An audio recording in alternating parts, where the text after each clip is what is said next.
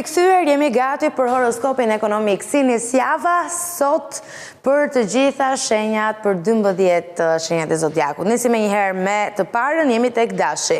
Sa i përket Dashit, nisja e javës do të sjellë ritëm të lartë dhe ambicie të qartë profesionale, mund të merrni një detyrë të re ose të përballeni me një përgjegjësi shtesë që kërkon vendimarrje të shpejtë.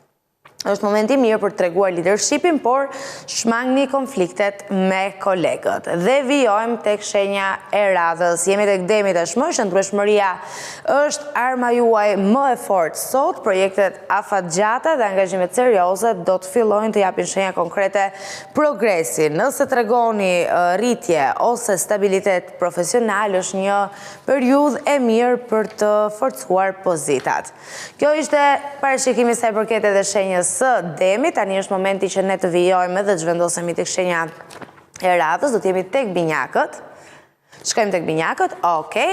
Dita kërkon fokus dhe disiplinë. Detyrat mund të duken të shumta, por organizimi i mirë do të bëjë diferencën. Mos u shqetësoni dhe mos u shpërqendroni nga çështjet dytësore. Në aspektin financiar, shmangni premtimet e mëdha ose marrëveshjet e paqarta. Shkojmë tek shenja e radhës. Do të jemi tek Gaforia. Një klim relativisht e qetë në punë ju lejon që të konsolidoni ato që keni ndërtuar, mund të merrni mbështetje nga një figurë me autoritet. Financat do të kërkojnë planifikim, sidomos nëse keni shpenzime familjare në horizont. Stabiliteti është prioritet. Dhe vijojmë nga Gaforia tek Luani.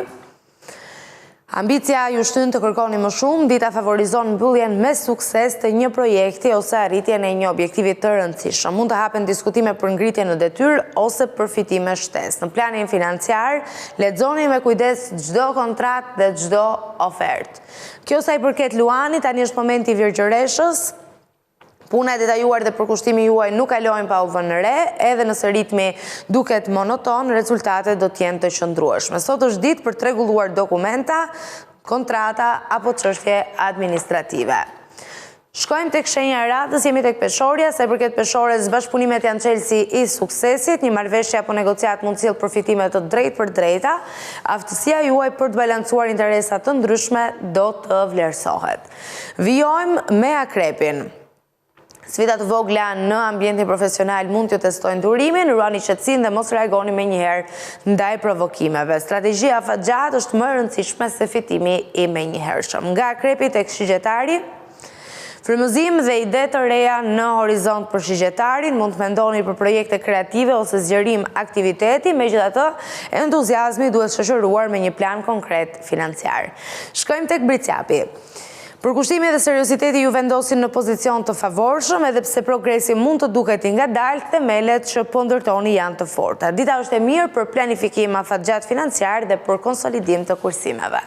Shkojmë tek Ujori.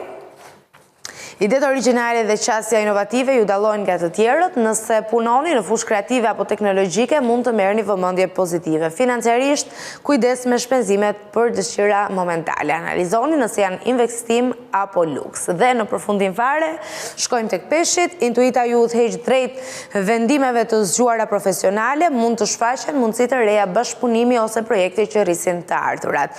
Besoni instiktit tuaj, por verifikoni çdo detaj praktik përpara se të angazhoheni financiarisht. Dhe kështu kemi përfunduar me horoskopin ekonomik për fillimin e kësaj jave. Fillimi i mbar gjysma e punës edhe na e ka treguar gati se si do të jetë java, ose të paktën unë kështu shpresoj.